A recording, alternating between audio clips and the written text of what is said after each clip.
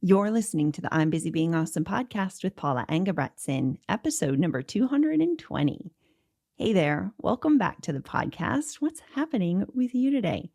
I got to tell you, I am very curious to hear what you have uncovered over the past week with this inquiry into the burnout cycle.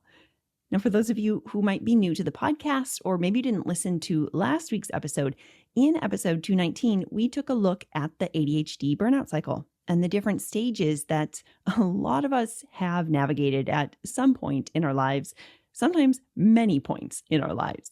So last week's episode specifically was part one of a two-part series all about the ADHD burnout cycle. And in last week's episode, we looked at what this burnout cycle is specifically and what it often looks like on a day-to-day basis. So we can begin raising our awareness of whether or not we might be navigating burnout in our own lives. Because as we talked about, these early stages can be super easy to overlook. Now, this week, we're going to dive even further into this topic, and we're going to explore an approach that I've been using with both my clients and myself to help us better understand where we're at, and if indeed we are in the burnout cycle, what we might do to take things off our plates so that we can start recharging our batteries and approaching our days from a much more resourced and rested state. Now, before we talk about that, let's give ourselves just a quick reminder of these different stages of the ADHD burnout cycle. And again, if you missed last week's episode, I do highly encourage you to pop back and give it a listen after you listen to this episode. You don't really have to listen to them in order, but I do think it would be helpful to really get a good understanding of these stages. But just for context here, let's talk about all six, keeping in mind that they may appear in a different order, or they might appear just differently in general from what I mentioned.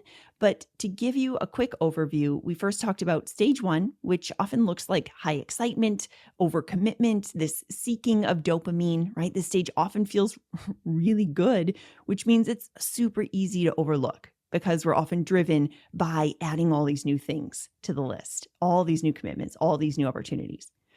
Then we get to stage two, which is this kind of mounting pressure and this increased stress. So you might notice that you're running on fumes a bit. And rather than the excitement of the new opportunity and the new challenge pushing you, it's kind of the pressure of deadlines that's driving you further. It's no longer the excitement and the challenge of the new projects. You're really driven by the pressure of deadlines.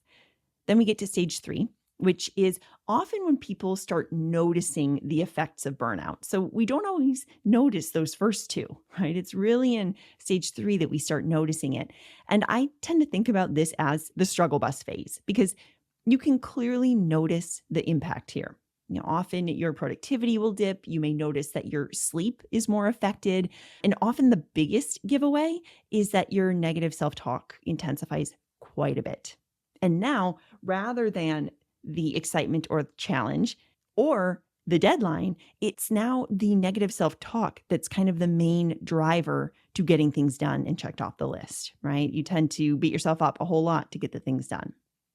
Then we get to stage four, which is complete physical and emotional exhaustion. So you might notice that you're feeling more fragile, more brittle. You may have decreased resilience, noticing bigger mood swings, that sort of thing. Then we have stage five, which may be swapped with the previous stage, or it might kind of intermingle with the previous stage. But stage five can look like greater isolation and more withdrawal from the activities and the connections that once really filled you up. And then finally, we get to stage six, which is complete burnout, right? There's just this inability to continue forward, and you're essentially forced to recharge because you have nothing left in the tank. Now, again, my guess is that most of you listening have found yourself somewhere in this burnout cycle at some point, and you may even be moving through one of these stages right now.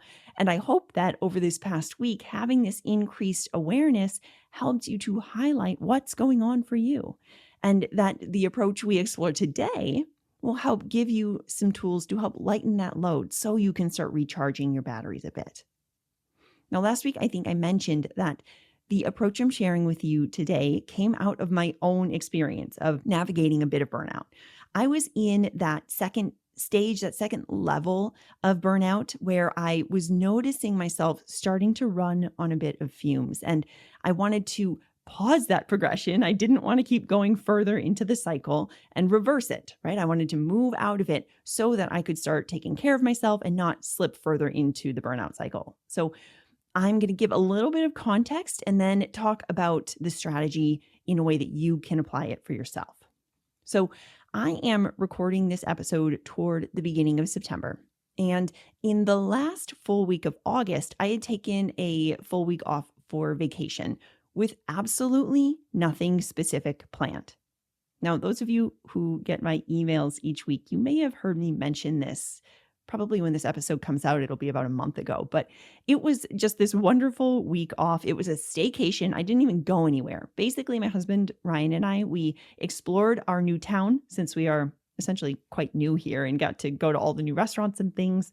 And then I just did a bunch of personal admin stuff. That's stuff that you have to do when you move somewhere new, like getting new license plates and finding a dentist and an eye doctor, all that fun stuff.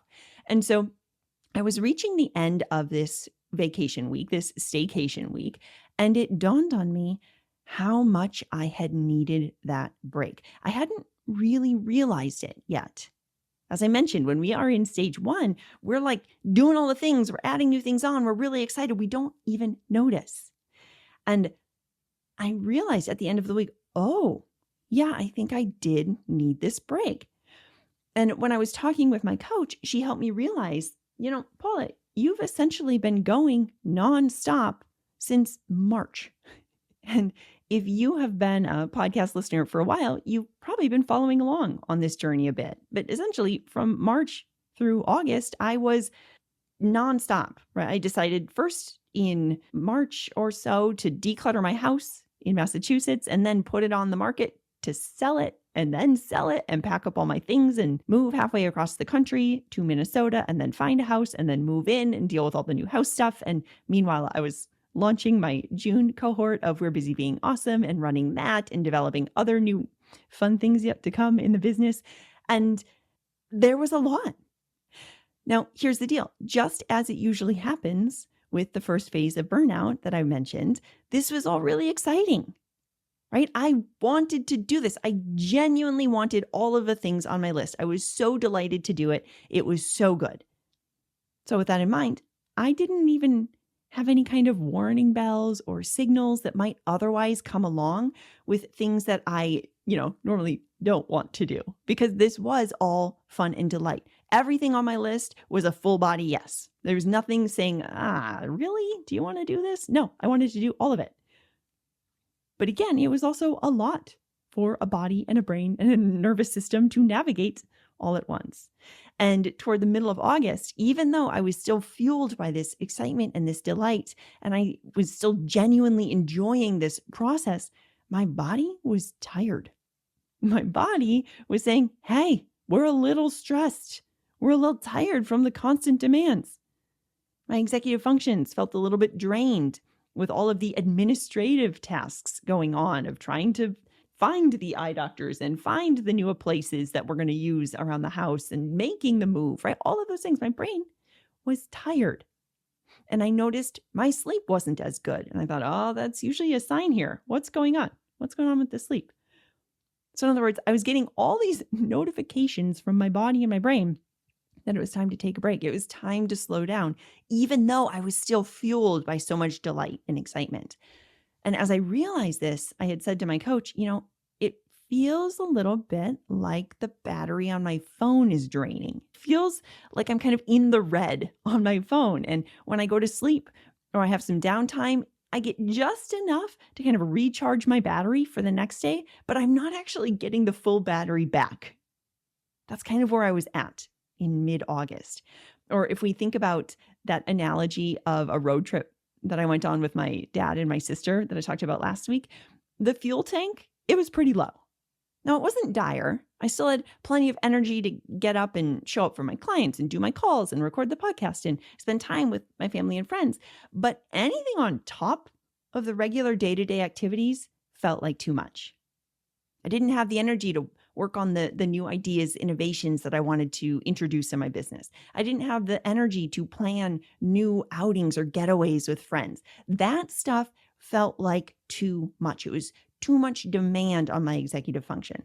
So I wasn't all the way down the cycle, right? I wasn't fully depleted, but I noticed that I only had enough to keep doing the things that I want to do every day. I didn't have anything in the tank to do extra.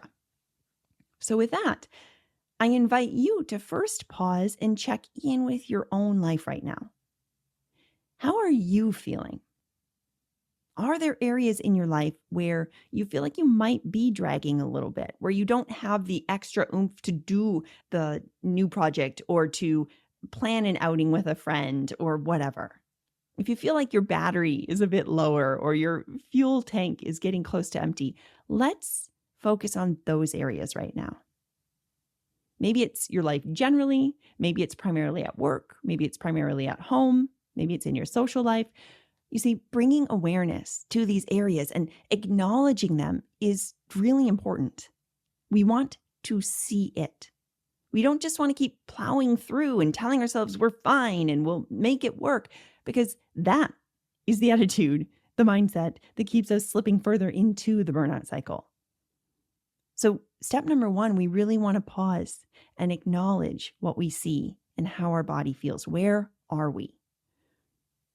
All right, so you've identified those areas, right? You know how you're feeling. Now we want to lighten the load a little bit.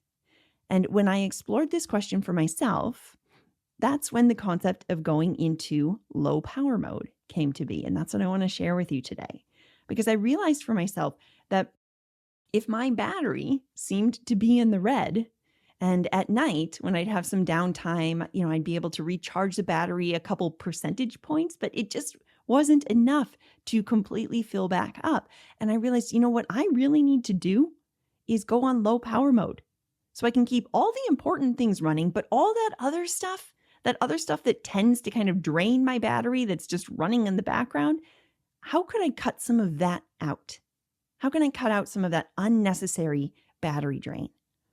And I thought to myself, how can I cut out some of those different activities and commitments so that my battery can charge more efficiently when it actually is charging?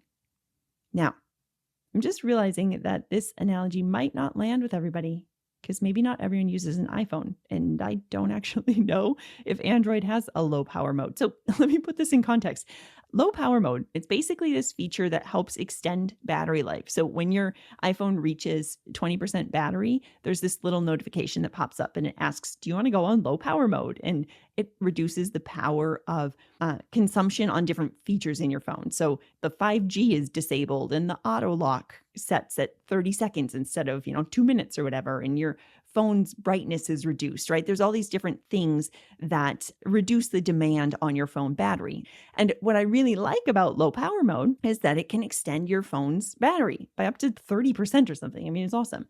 So this is what I'm talking about when I'm suggesting going on low power mode when we're navigating burnout. By finding the different areas where we might go on low power mode, where we might cut out the unnecessary things, where we can make our auto lock turn on sooner or whatever, we essentially reduce some of the activities or the tasks that are unnecessarily draining our energy. And by cutting some of those things out, we can recharge our batteries more efficiently. We're able to rest and recuperate more quickly, more effectively. Now, you may feel some incredibly strong resistance to this idea right now on the surface. Your brain may be thinking, no, that sounds nice in theory, but there is no way this is possible. I can't go on low power mode. I need all of my resources. I need all of my apps running. Everything is important. Everything is critical. Now, that may be, but that also means that if you need all of your apps running, if you need everything running at full force, full power all the time, you are going to drain your battery faster. And if that's the case, we're going to need much more significant time to be plugged in and recharging. It's going to be one or the other, right? We need to recharge at some point because, again, we're humans and we need rest and things like that. So we're going to need to recharge. So if you need to be going full force, you can't go on low powered mode. You need to be using all of your resources all the time. Your battery's going to deplete quicker and you're going to need longer time to recharge. But alternatively, what if there are some areas in your life where low power mode is possible? What if there are some activities or commitments or projects where you might be able to step back and opt for low power mode here? Is it possible that you may be able to find some of these areas so that you have a little bit more bandwidth, so that you have a battery that can last a little bit longer and that it can charge more easily because you don't have things pulling for its energy? Frankly, I am in the mindset that every little bit counts, every little bit that we can reduce. Now, with that said, I want to put in a caveat here, which I'm going to expand on at the end of this episode. But right now, I'm just going to say it. Make sure that when you start going into low power mode and you start cutting out activities and time commitments, or you move project deadlines, make sure, please, please, please, that you don't use that open space that you just created to add more things to your list. Okay? What we're doing here with low power mode is we are creating white space. We are creating space for flexibility. We are creating spaciousness generally. This space is meant to recharge, not for joining another committee because you just happen to open up another hour in your schedule. So be on to your brain if it tries to do this. I know that tendency all too well, and it can be very sneaky. So be on the lookout for it. Okay. So going on low power mode, what does this look like? Well, for me, it began with initially making intentional decisions about what activities were actually non-negotiable in both my work life and my home life. And then also after that, what had some wiggle room. And I personally find it helpful to begin by identifying the things that are absolutely non-negotiable, right? These are things that must happen. And I mean must, not like, well, I really should. It's really important. No, I'm talking about must, like if I don't do this, I won't function, or I'm completely out of alignment with my values if I don't do this. Okay. So for me, for example, these are things like getting enough sleep, eating food. Maybe it's taking care of children or pets if you have any.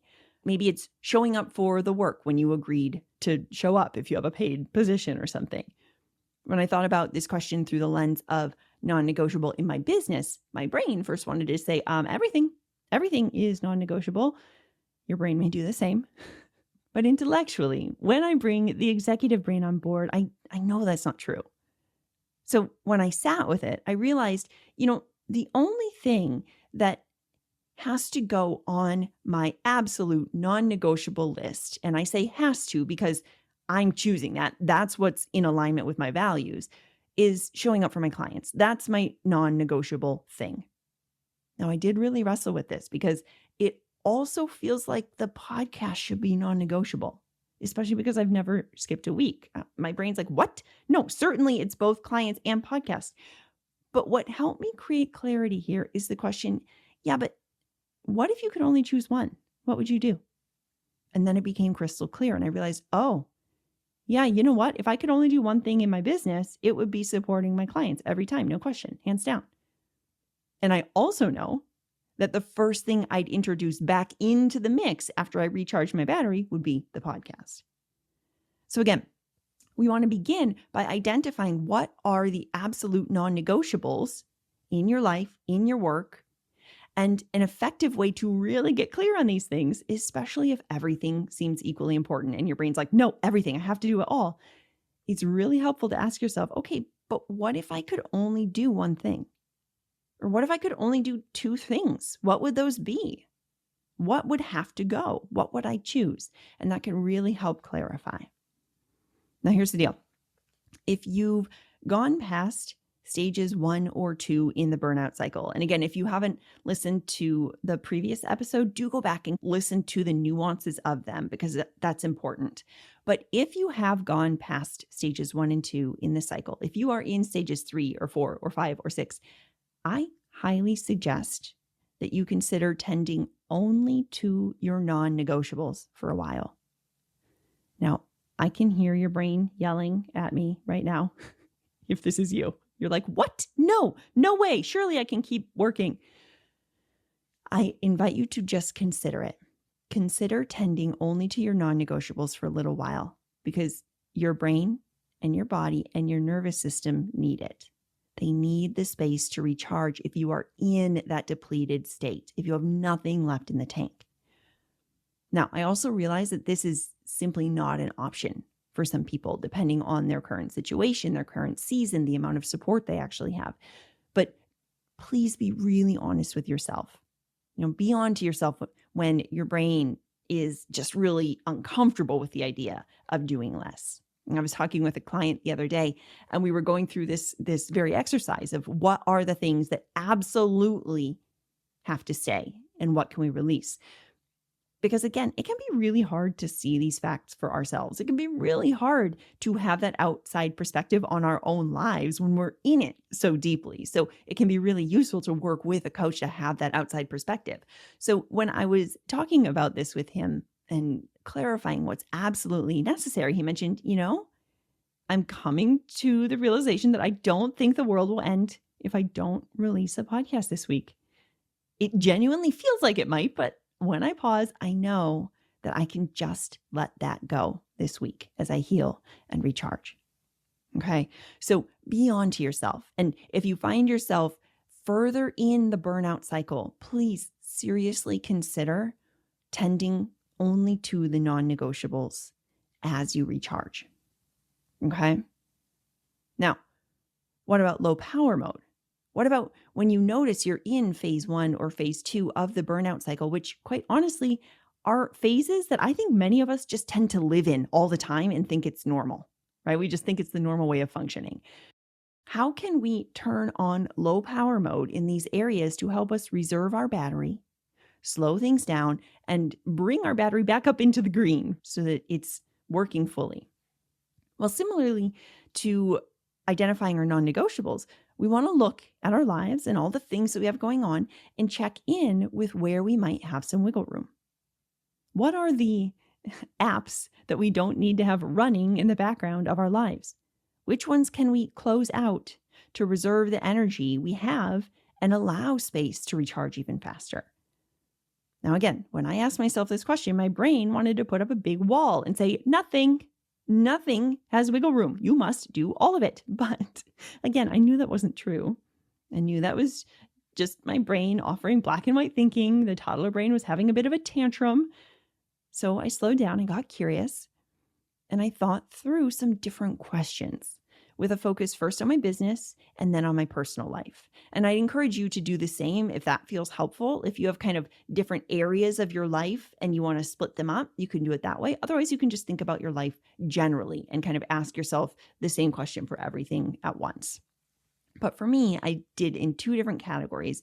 And with both of them, I first asked myself, okay, what's the low-hanging fruit here? What could I easily remove? What could I easily simplify? Where could I easily ask for help?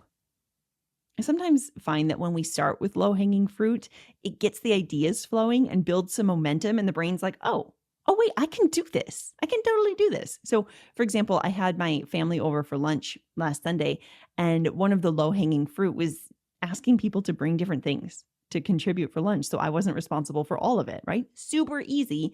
And it made a huge difference because I didn't have to carry the weight of getting everything together. I knew that other people were contributing. Now, speaking of easy, that's actually the next question that if you've been listening to the podcast, you all know I love this question so much. But how can I make this easy? Thinking about my business or thinking about my home life, what might easy look like? What are things that seem quite complex right now? What are the things that seem real complicated and that drain a lot of my energy? How can I make them easy? How could I simplify them?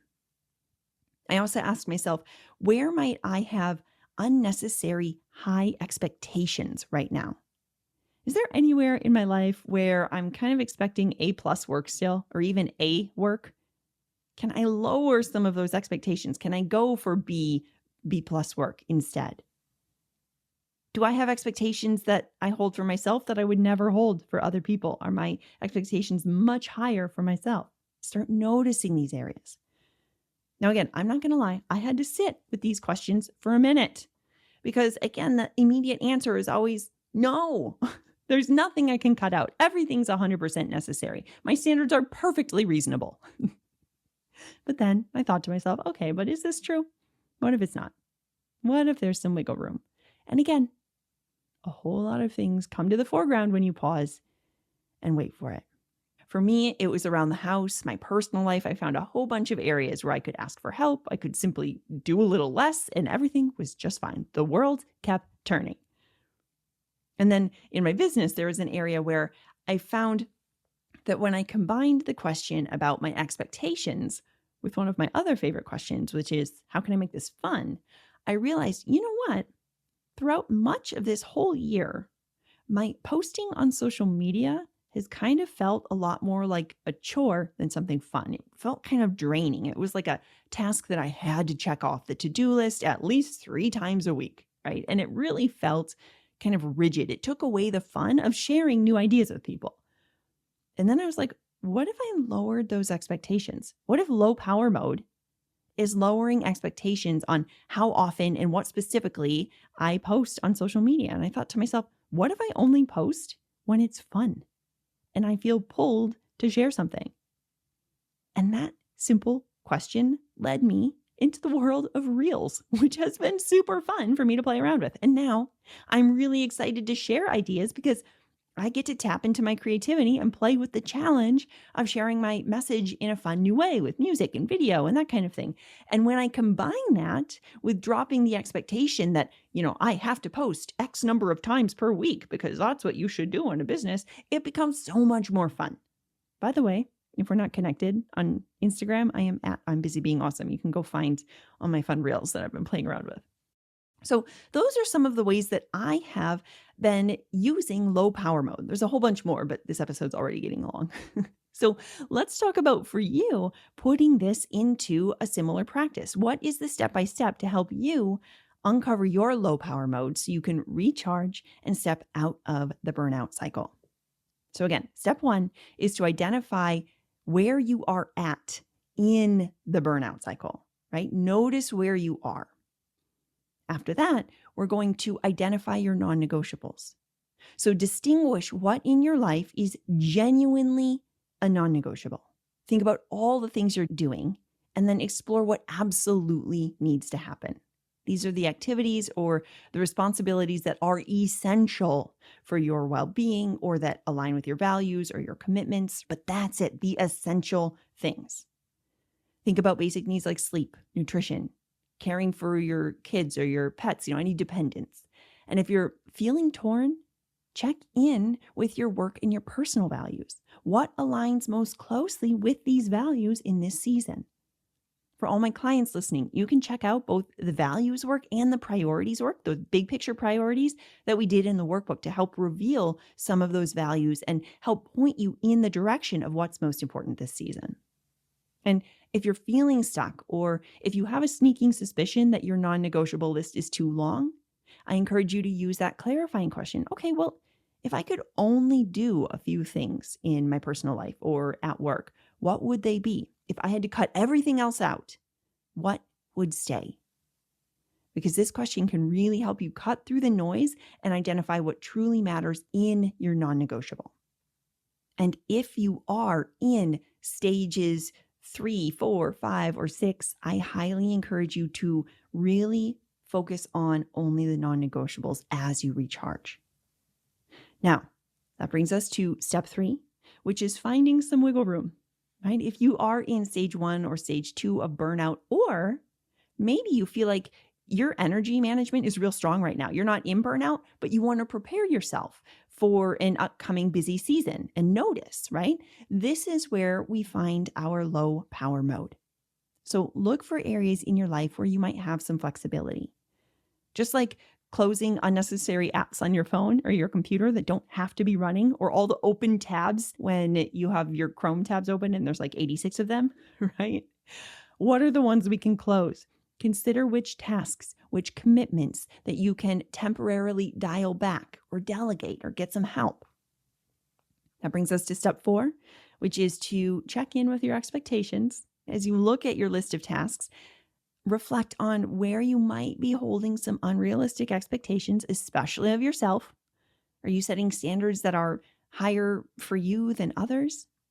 And be open to that possibility that you could maybe reduce some of those expectations. Practice B plus work and think about reducing the amount of energy that you're requiring of yourself so you can go on to low power mode and recharge.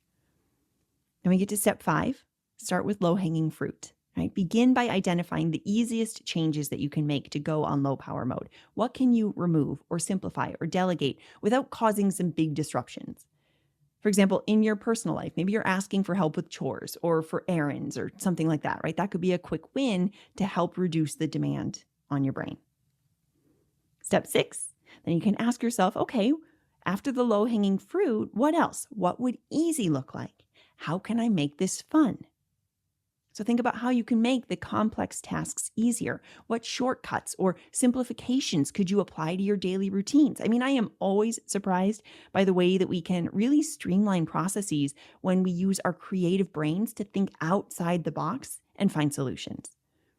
Similarly, think about how you might make something fun that you don't particularly love. How can you make those things a little more enjoyable? How can you bring delight to help shift your perspective a bit and shift your experience a bit of doing that task if you decide to keep it on your low power mode?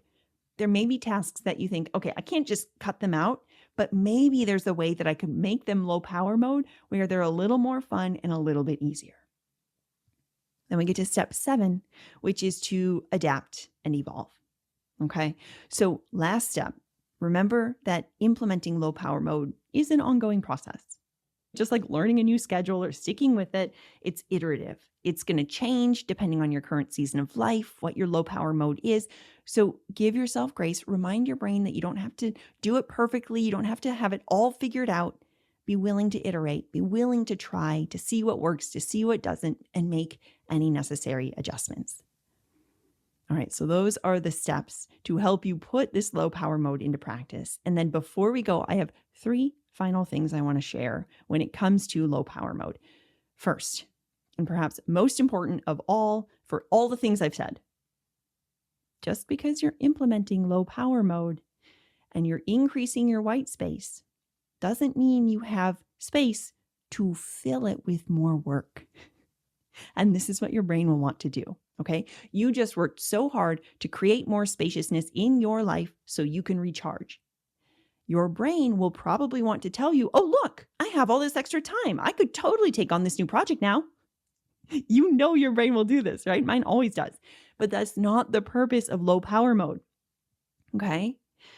Now, again, if your brain is like mine, it will absolutely want to fill in that white space that you just created because that's what the brain does. It's used to feeling busy. It's used to go, go, go all the time. It's going to want to continue with what's familiar.